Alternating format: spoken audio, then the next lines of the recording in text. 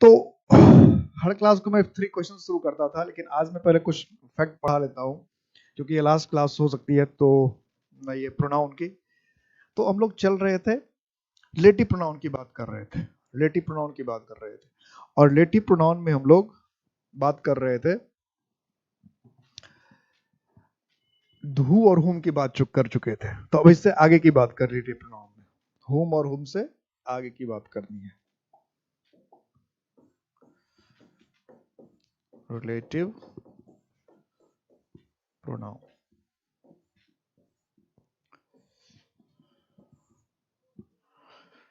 Who और हुम, who का यूज बता चुका था, हुम का यूज बता चुका था। अब आगे की बात करते हैं। आगे क्या है कि अगर अगर हुज की बात की जाए, तो पहले तो विच की बात कर लेते हैं, फिर हुज की बात करेंगे, या पहले हुज की बात कर लो। हुज, हु और हुम दो किया था, हुज की बात कर लेते हैं। हुज, इसका इस्तेमाल बता रखा है कि इसका इस्तेमाल हम लिविंग थिंग के लिए भी करते हैं और नॉन लिविंग थिंग के लिए भी करते हैं। ये बात हो चुकी। लिविंग थिंग में भी चलता है, नॉन लिविंग थिंग में भी चलता है, लिविंग थिंग में भी यही है, नॉन लिविंग थिंग में भी यही है। अब आगे की बात करते हैं। Living thing non living thing जब दोनों में यही है, तो इसके बाद भी एक चीज मैंने बता रखा था कि नॉन लिविंग थिंग के लिए ऑफ विच, ये बहुत, अगर सेलेक्ट करना हो नॉन लिविंग और लिविंग में, मतलब एक का ऑफ विच और हुज में, तो नॉन लिविंग थिंग के साथ ऑफ विच को ज्यादा पसंद किया जाता है। नॉन लिविंग थिंग के साथ ऑफ विच को ज्यादा पसंद किया जाता है।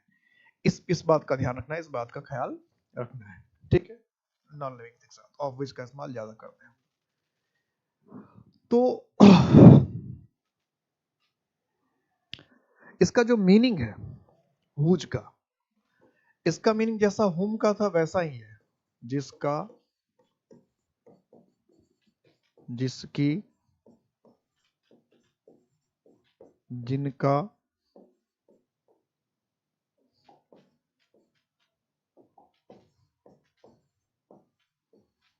जिनकी और जिनके, ये जिसका, जिसकी, जिनका, जिनकी, जिसके, यही मीनिंग है।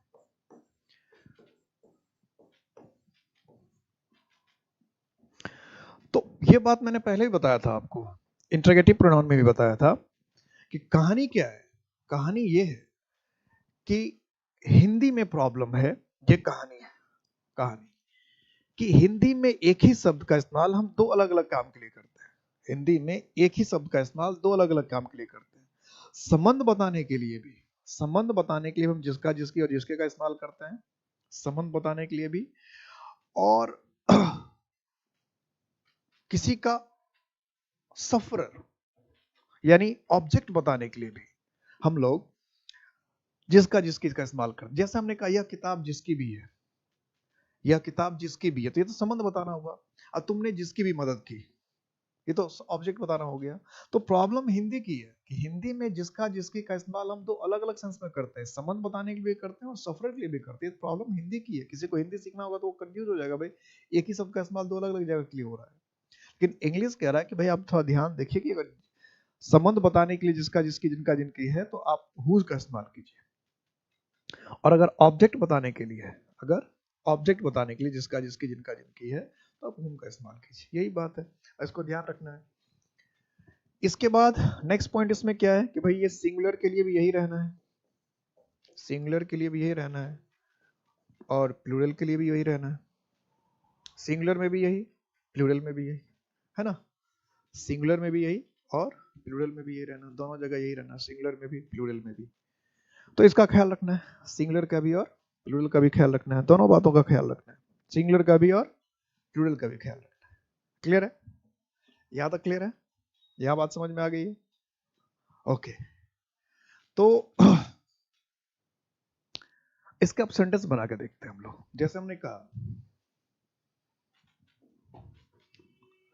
राम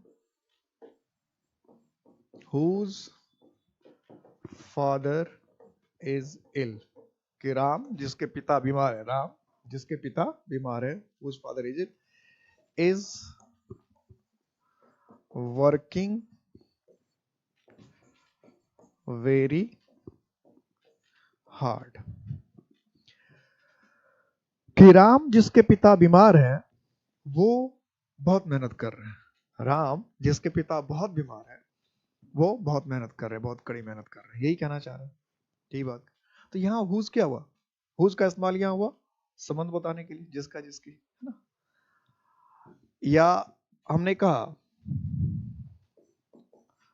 द रोड, ये तो आया हुआ क्वेश्चन ही है, ये आया हुआ क्वेश्चन है, फिल इन द ब्लैंक्स में था, मैं इसको साफ साफ लिख रहा हूं, थोड़ा सा एक दो वर्ड बदल के। The road of which name was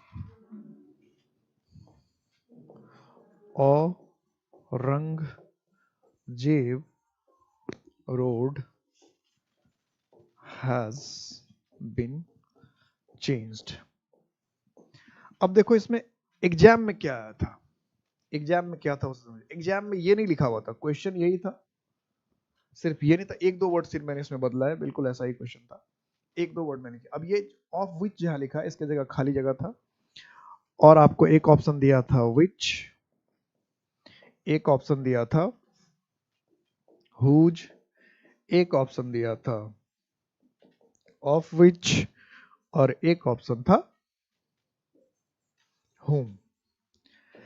अब देखो कंफ्यूजन क्या कहां होती है, प्रॉब्लम कहां होती है। क्योंकि ग्रामर के बुक में आप पढ़ोगे देखोगे तो जनरली ग्रामर के बुक यही कहेगा कि लिविंग थिंग हो चाहे नॉन लिविंग थिंग हो, लिविंग थिंग हो चाहे नॉन लिविंग थिंग हो, आप दोनों ही कंडीशन में, दोनों ही कंडीशन में हुज का इस्तेमाल कर सकते हैं। ये ग्रामर की बुक साफ साफ कहता है, ये ग्रामर की बुक साफ साफ कहता है।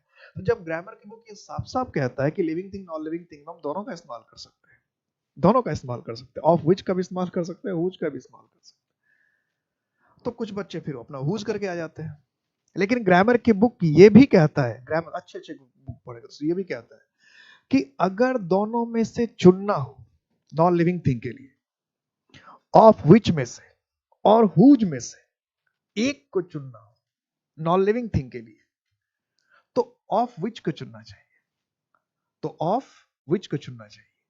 इस बात का ख्याल रखना, इस बात का ख्याल रखना, इस बात का ख्याल रखना, इस बात को ध्यान रखना, ठीक है, इस बात का बिल्कुल ख्याल रखना, बिल्कुल ध्यान रखना कि लिविंग थिंग और नॉन लिविंग थिंग दोनों में किसी एक को अगर चुनना है तो ऑफ विच का इस्तेमाल होगा, हुज का इस्तेमाल नहीं करेंगे। बस ये बात समझ में आ गई, कहानी खत्म।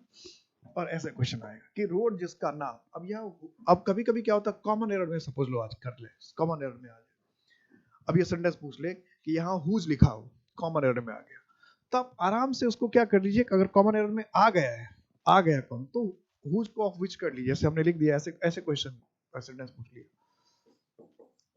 The book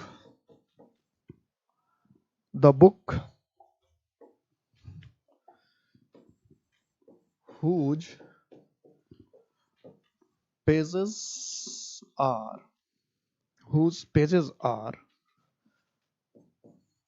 torn, the book whose pages are torn are mine। अब कह रहे हैं कि वो किताब जिसके पन्ने फटे हुए हैं, वह किताब जिसके पन्ने फटे हुए हैं वो मेरी है, ये कहना चाह रहे हैं। तो ये किताब और पन्नों का संबंध दिखा रहा है ना, किताब और पन्नों का संबंध दिखा रहे हैं। तो ऐसे कंडीशन में, ऐसे कंडीशन, ये नॉन लिविंग थिंग निर्जीव वस्तु का संबंध है, निर्जीव वस्तु का संबंध है, इसलिए यहां पर हमें अब एरर में भी पूछ लिया है, मान लीजिए कॉमन एरर का सेंटेंस है, कॉमन एरर का सेंटेंस है, ए कर दिया, बी कर दिया। अब ग्रामर कह रहा है कि भाई अगर कॉमन एरर में ये आ गया है तो ऑफ विच को प्रीफर करो, तो हम एरर में इसको करके आएंगे, ऑफ विच को क्या करके आएंगे, हुज को क्या करके आएंगे, ऑफ विच करके आएंगे, ठीक है, करके आएंगे।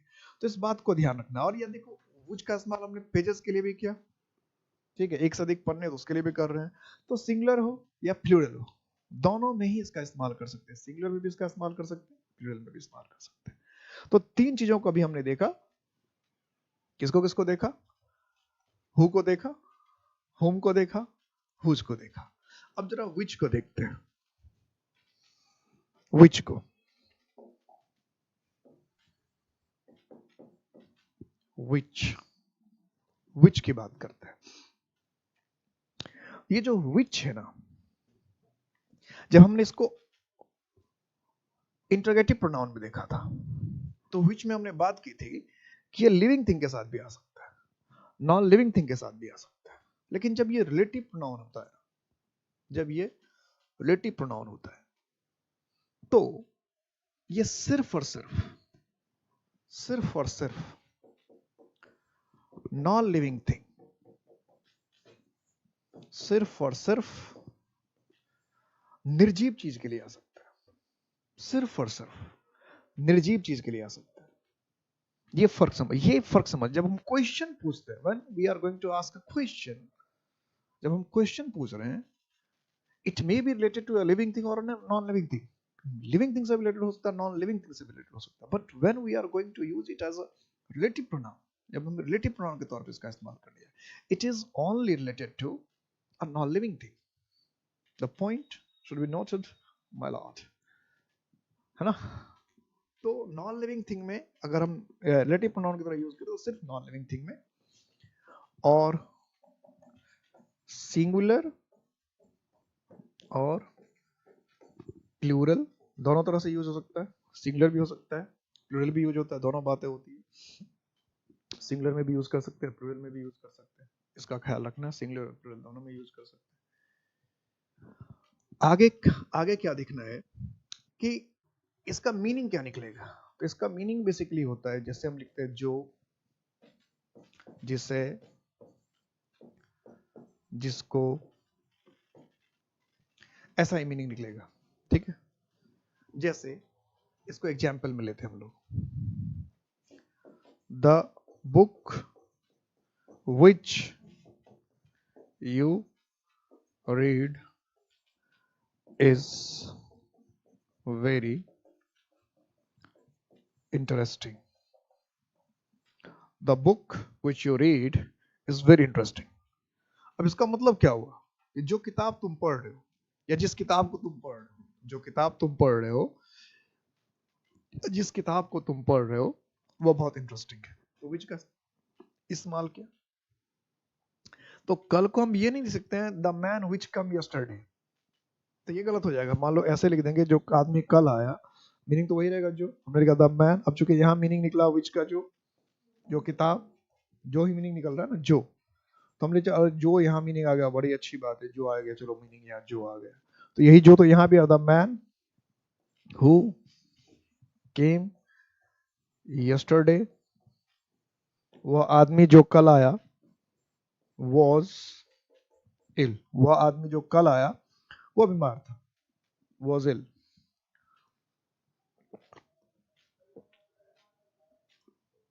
जो आदमी कल आया था वो बीमार था।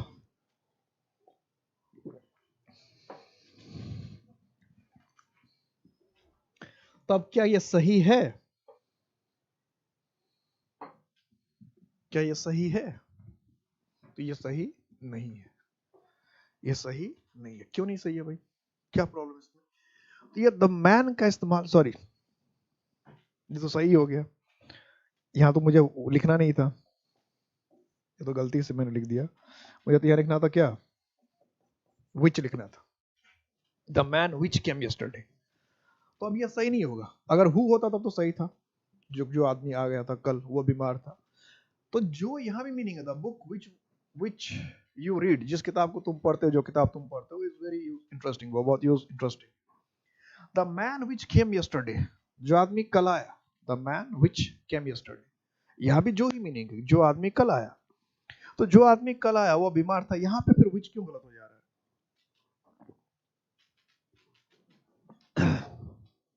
तो यहाँ क्या जवाब देंगे, तो यहाँ जवाब देंगे, ये जो विच का इस्तेमाल किया गया है, ये लिविंग थिंग के लिए कर दिया गया, इसलिए गलत है, इसलिए इस विच को काट के क्या करना पड़ेगा, हो। और ऐसे ही क्वेश्चन आपसे पूछे जाएंगे, हु की जगह विच की जगह हु, हुज की जगह ऑफ विच की जगह हुज, यही गलती करेगा, बार बार करेगा, इसको ध्यान रखना। क्लियर है? अब आते हैं हम लोग लास्ट में, इसमें था व्हाट।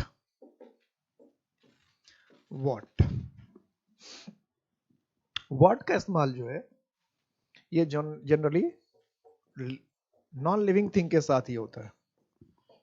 ठीक है, जब ये रेटिव प्रोनाउन की तरह यूज करते हैं नॉन लिविंग थिंग के साथ, या फिर कोई इंसिडेंट है, इवेंट्स है, तो इंसिडेंट्स की बात करते हैं या इवेंट्स की बात करते हैं, इंसिडेंट्स की बात करते हैं या फिर इवेंट्स की बात करते हैं। तो इवेंट्स और इंसिडेंट की अगर बात करते हैं तो ऐसे कंडीशन में भी वर्ड का इस्तेमाल करते हैं। जैसे कुछ हो गया है तो हम कहते हैं व्हाट इज दिस, कुछ किसी ने कुछ कहा व्हाट इज दिस,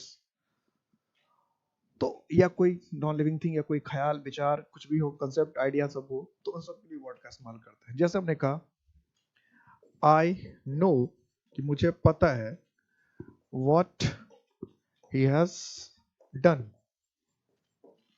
मुझे पता उसने क्या किया है। तो अब ये क्वेश्चन नहीं पूछ रहे हैं, इसमें ऐसे ही क्वेश्चन फंसा था। इसी को क्या करेगा एरर में, ऐसे लिख देगा I know what has he done. जब ऐसा कॉमन एरर में पूछ देता है तो कई बच्चे इसमें नो एरर करके आ जाते हैं। क्या करके आ जाते हैं कई बच्चे? नो एरर को लगता है ठीक तो है, क्वेश्चन तो पूछ रहा है व्हाट हैज डन, लेकिन ये क्वेश्चन नहीं है। क्वेश्चन किस एंगल से?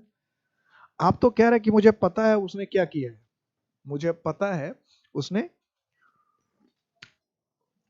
क्या किया है। तो सिर्फ क्या वर्ड का इस्तेमाल कर देने से, कोई क्वेश्चन नहीं हो जाएगा ना। क्या वर्ड का इस्तेमाल कर देने से कोई क्वेश्चन नहीं हो जाता है। क्या वर्ड का इस्तेमाल कर देने से कोई क्वेश्चन नहीं हो जाता, और भी चीजों को ध्यान रखना पड़ता है, और भी बातों पर ध्यान देना पड़ता है। तो क्या की जब हम बात कर रहे हैं तो क्वेश्चन ही होगा ये जरूरी नहीं है, ये पहले दिमाग में बिठा लेना है। जैसे ये क्वेश्चन था ही नहीं, ये तो कह रहा है कि उसने जो भी किया है मुझे पता है, तो ये क्वेश्चन कहाँ हुआ? अब तो बता रहे उसने कुछ किया और वो मुझे पता है, तो ये क्वेश्चन कहाँ हुआ? क्वेश्चन नहीं हुआ ना। तो ये चीज समझने की बात होती है, ये चीज समझने का है। तो I know what has he done, ये गलत हो गया, इसको क्या करना पड़ेगा? What he has done. ऐसे एग्जाम में क्वेश्चन बार बार पूछेगा। हमने कहा I know what you want, I know what you want, कि मुझे पता है कि तुम क्या चाहते हो, मुझे पता है कि तुम क्या चाहते हो। तब ये क्वेश्चन नहीं हुआ कि मुझे पता है कि तुम क्या चाहते हो, ये क्वेश्चन नहीं है, ये क्वेश्चन नहीं हुआ कि मुझे पता है तुम क्या चाह रहे हो। ठीक है, मुझे लगा किसी का कमेंट दिख नहीं रहा, तो हो सकता है क्लास 5-10 मिनट लेट से हुई, तो लगा कि लोगों को, स्टूडेंट को लग रहा है कि, यानी आप लोग को लगा कि शायद क्लास नहीं होगी, इसलिए सब एक्टिव नहीं है अभी, लेकिन क्लास तो चल रही है। जब क्लास देख लेंगे और कोई दिक्कत होगी तो नेक्स्ट क्लास में तो आप आ ही जाएंगे। कल तो फिर अपने टाइम से शुरू होगी क्लास, 6:15 में ही कल शुरू होगी।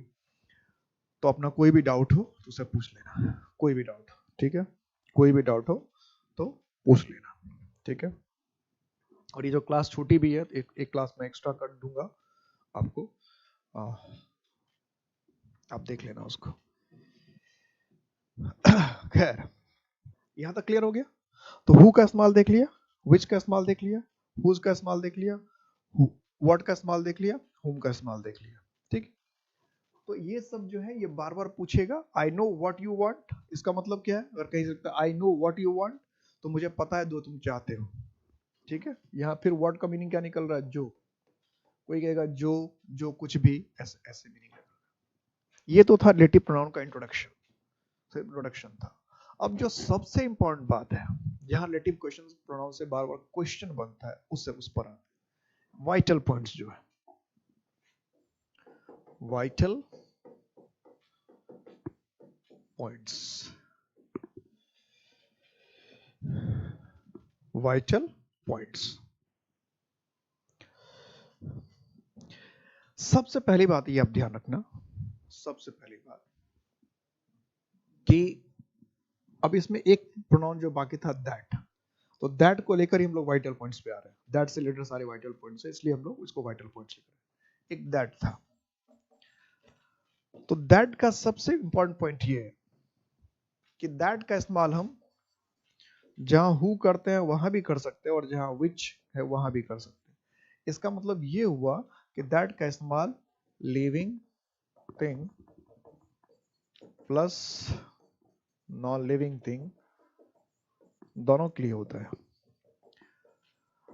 तो रिलेटिव प्रोनाउन के तौर पे दैट बहुत इंपॉर्टेंट हो गया कि जहां लोग बिल्कुल कंफ्यूज है, अगर कंफ्यूज है कि हमें दैट का इस्तेमाल कर, हु का इस्तेमाल करना चाहिए कि विच का इस्तेमाल करना चाहिए, अगर हम कंफ्यूज हो गए, तब की बात और हमें पता नहीं चल रहा है, तो रिलेटिव प्रोनाउन के तौर पर दैट एक ऐसा प्लेटफॉर्म है जहां से आप बचकर निकल सकते हैं, क्योंकि हु के लिए भी दैट का इस्तेमाल है और विच के लिए भी दैट का इस्तेमाल है, लिविंग थिंग के लिए भी दैट का इस्तेमाल है, नॉन लिविंग थिंग के लिए भी दैट का इस्तेमाल है, तो बच के निकल गए ना। तो दैट जो है वो बहुत सेफ पास, बहुत सेफ रास्ता है जब कंफ्यूजन हो तब। इसलिए इसका जो एरर पूछता है वो कुछ दूसरे तरीके का पूछता है, एरर ही पूछता है दूसरे तरीके का, उसको मैं समझाऊंगा। अभी इसका सिर्फ एग्जांपल देखते हैं, क्योंकि बहुत लोगों के दिमाग में ये फिक्स होता है कि दैट का इस्तेमाल सिर्फ और सिर्फ नॉन लिविंग थिंग के लिए आता है,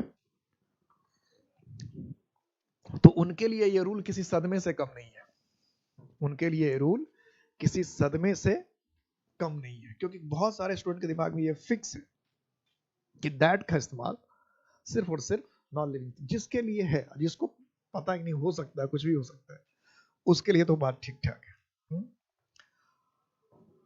तो सेंटेंस लेते हैं, जैसे हमने कहा the man that came yesterday was my friend, कि जो कल आया था वह मेरा मित्र था, जो कल आया था वह मेरा मित्र था। ठीक है,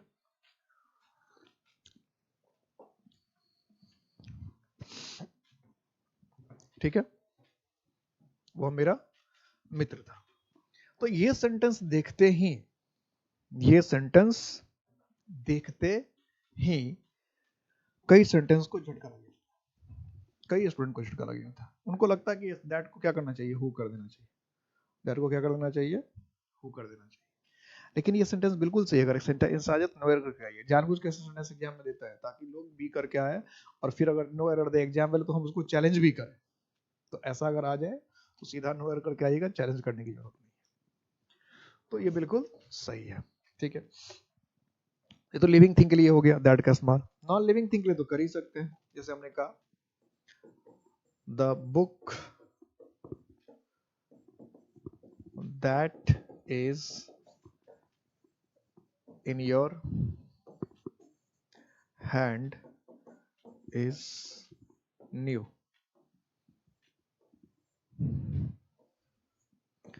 The book that is in your hand is new, कि जो तुम्हारे हाथ में है, जो किताब तुम्हारे हाथ में है वो नई है, जो किताब तुम्हारे हाथ में है वो नई है, वो न्यू है। The book that is in your hand is new, जो किताब तुम्हारे हाथ में है वो नई है। यहां ये ध्यान रखना कि दैट का इस्तेमाल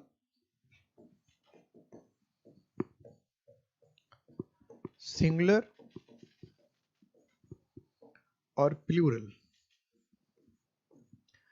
दोनों में होता है। दैट का इस्तेमाल सिंगुलर और प्लूरल दोनों में होता है। ठीक है, सिंगुलर में भी प्लूरल। तो जैसे हमने ये सेंटेंस लिखा the book that is in your hand is new, तो ऐसे अगर, अब ऐसा नहीं करना कि अगर ये प्लूरल हो जाता है, कभी कभी ऐसे ऐसे भी पूछ देगा the chairs that are in my room are old. अब जब ऐसा सेंटेंस आता है ना, तो कई स्टूडेंट्स क्या होते हैं, कंफ्यूज हो जाते हैं।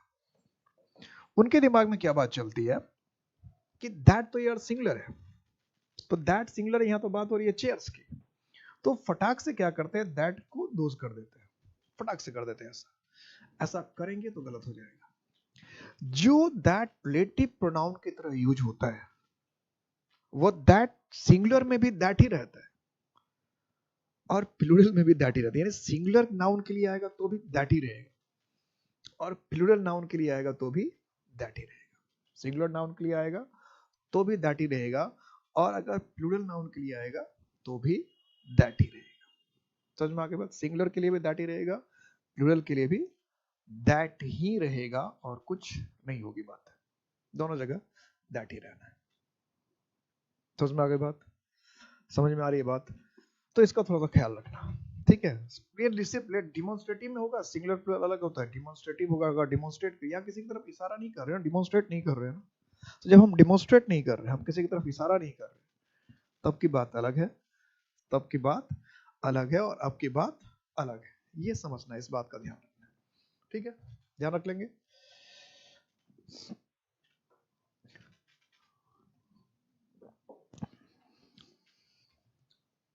कोई दिक्कत नहीं? यहां तक क्लियर है? यहां तक साफ है बातें? अब हम लोग कुछ और बातों पे आते हैं। और बातों को क्या करते हैं, जो एरर में आपको कुछ दिखे, या क्लियर है ना, या दैट को बिल्कुल दोष मत कर देना, ये प्लूरल देख के दोष मत, सब कुछ। और चूंकि ये इंटरसेंट प्लूरल इसलिए आर है सब जगह, ये सब ध्यान रखना। एरर में यही सब रिलेटिव प्रोनाउन जब क्वेश्चन पूछता है तो फंस जाते हैं स्टूडेंट। और क्या है दैट में वाइटल पॉइंट्स क्यों लिखा था, तो कुछ वर्ड्स ऐसे हैं जहां दैट का ही इस्तेमाल होता है, ये ध्यान रखना। After the superlative degree, superlative degree के बाद दैट ही चाहिए। सुपरलेटिव डिग्री तो जानते हो ना? नहीं जानते हो तो मैं बताता हूं। इसमें कहते हैं टॉल, टॉलर, टॉलेस्ट। तो टॉल पॉजिटिव डिग्री है, टॉलर कॉम्परेटिव डिग्री है और टॉलेस्ट ये सुपरलेटिव डिग्री है, सबसे अधिक। सब सुपरलेटिव का मतलब होता है सबसे अधिक, सबसे ज्यादा, सबसे अधिक, सबसे ज्यादा। जब हम सुपरलेटिव डिग्री की बात कर रहे हैं, कुछ अधिक और कुछ ज्यादा की बात कर रहे हैं, तो ऐसे कंडीशन में हम लोग सुपरलेटिव डिग्री उसको कहते हैं। और सुपरलेटिव डिग्री के साथ हमेशा दैट ही आता है। इसे कहा, हमने कहा this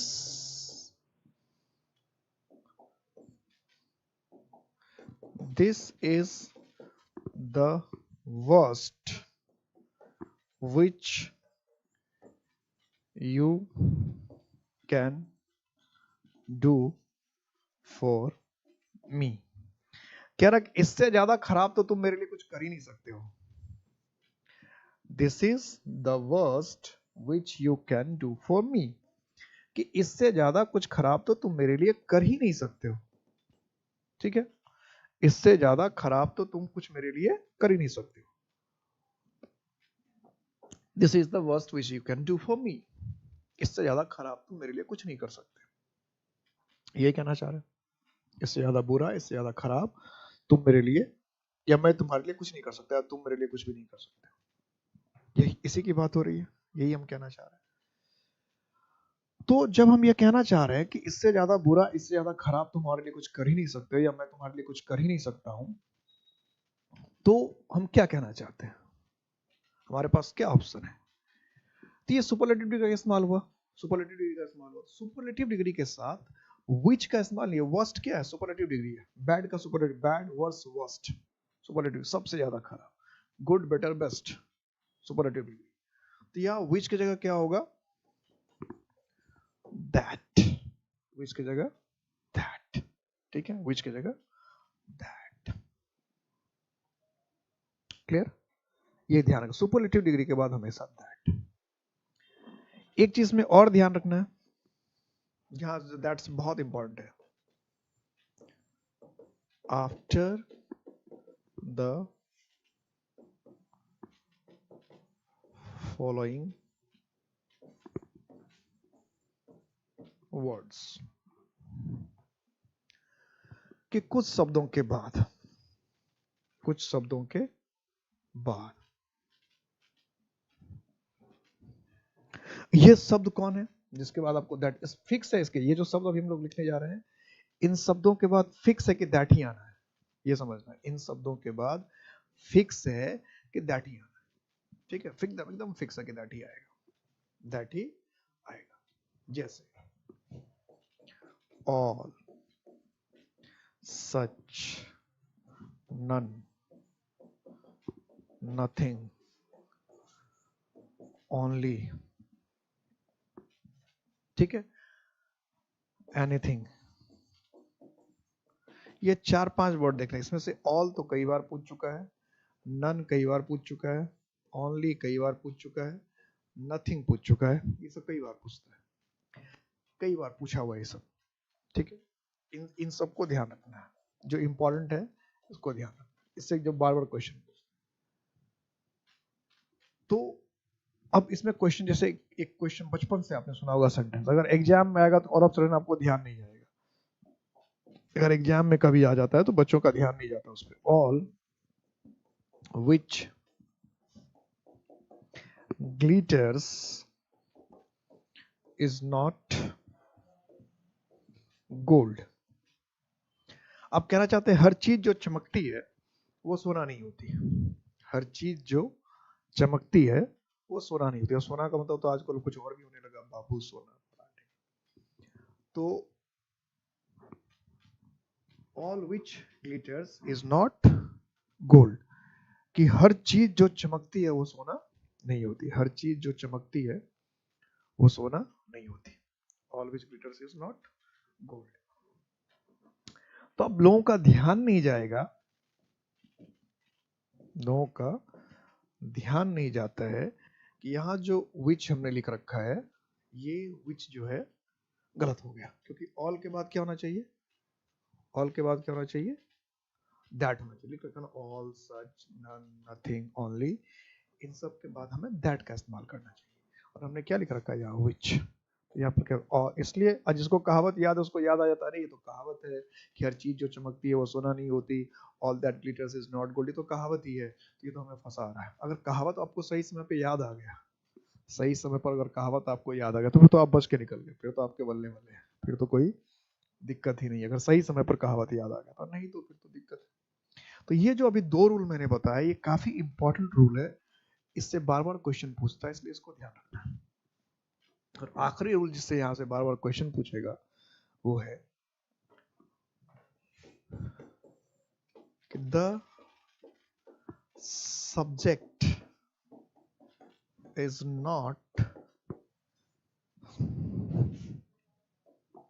not repeated after the relative pronoun, कि रिलेटिव प्रोनाउन के बाद, रिलेटिव प्रोनाउन के बाद हम सब्जेक्ट को रिपीट नहीं करते, सब्जेक्ट को हिंदी में करते हैं, दिक्कत ये होती है कि हिंदी में सब्जेक्ट को रिपीट किया जाता है, तो चूंकि हिंदी में सब्जेक्ट को रिपीट किया जाता है, इसलिए हमें इंग्लिश में भी लगता है कि इंग्लिश में भी क्या होना चाहिए, रिपीट होना चाहिए, हिंदी में रिपीट करता है तो हमें इंग्लिश में भी लगता है रिपीट होना चाहिए, लेकिन ऐसा होता नहीं है, ये ध्यान रखना, ठीक है।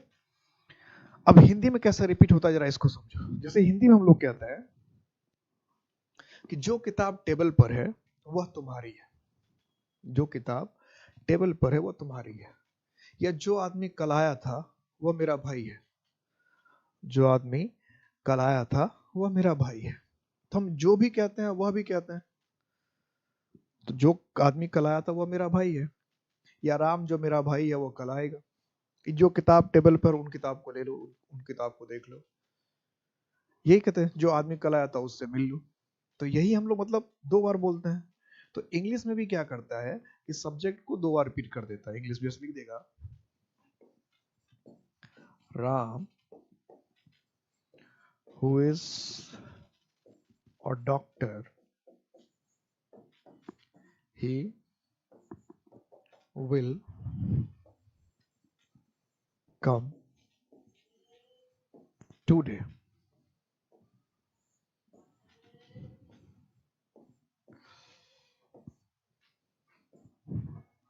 Ram, who is a doctor, he will come today. तो हिंदी अगर हम देखेंगे तो हिंदी में हमें लगेगा ठीक तो है कि राम जो एक डॉक्टर है वह आज आएगा। राम जो एक डॉक्टर है वह आज आएगा, ऐसा लगता है। मतलब बिल्कुल सही है कि राम जो एक डॉक्टर है वह आज आएगा, ऐसा हमें लगता है। तब हम ये कह रहे हैं कि राम जो एक डॉक्टर है वो आज आएगा, तो बात लगती है ठीक है, अच्छा तो है। हिंदी में तो ऐसे बोलते हैं।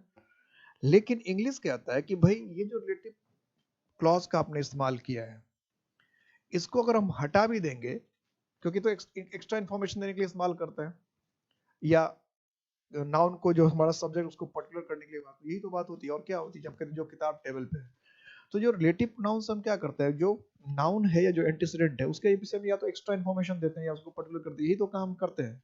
इसका मतलब ये हुआ कि अगर उस क्लॉज को हटा भी जाएगा तो भी सेंटेंस बनेगा। जैसे कहते हैं जो किताब टेबल पर मेरी है, तो किताब मेरी है तो काम बन जाएगा। जो आदमी कल आया था वह मेरा भाई है, तो वह मेरा भाई से तो काम चल जा रहा है। जो आदमी कल आया था ये नहीं कहेंगे तो उससे भी तो कोई फर्क नहीं पड़ता, वो तो प्लस आदमी को पर्टिकुलर कर रहा है स्पेशल, यही तो बात हो रही है। तो अगर इसको हम हटा ले, इस क्लॉज को अगर हम हटा ले, माइनस कर दे, तो सेंटेंस कैसा बनेगा? Ram he will come today. क्या कहना चाह रहे हैं भाई? Ram he will come today. कोई सेंस बन रहा है क्या? कोई सेंस बन रहा है क्या? कोई सेंस नहीं बन रहा है। नहीं बन रहा है? बन रहा है तो बताओ। तो अगर हम हु इज डॉक्टर को हटा दे, अगर हम हु इज डॉक्टर को हटा दे, तो he will come today, he will come today, तो अजीब सा लगेगा। इसलिए यहाँ जो ही का इस्तेमाल हुआ है कि राम जो एक डॉक्टर है वह कल आएगा, यही अननेसेसरी है, इसका इस्तेमाल ही नहीं होना चाहिए। इसी को लिखा था subject is not repeated after the lead. ये जो सब्जेक्ट हमने दोबारा हिंदी में कहते हैं कि राम जो डॉक्टर है वो कल आएगा, तो सब्जेक्ट हिंदी में यूज कर लेते हैं हम लोग। लेकिन इंग्लिश ये कहता है कि रिलेटिव प्रोनाउन क्लॉज अगर आपने इस्तेमाल कर दिया, रिलेटिव प्रोनाउन अगर आपने इस्तेमाल कर दिया, तो रिलेटिव प्रोनाउन के बाद फिर सब्जेक्ट का दोबारा इस्तेमाल करना कतई सही नहीं है। ठीक है, हमने कहा India which is a secular country, कि भारत जो एक सेक्युलर कंट्री धर्म, इट इज ह्यूज, वह बड़ा विशाल है।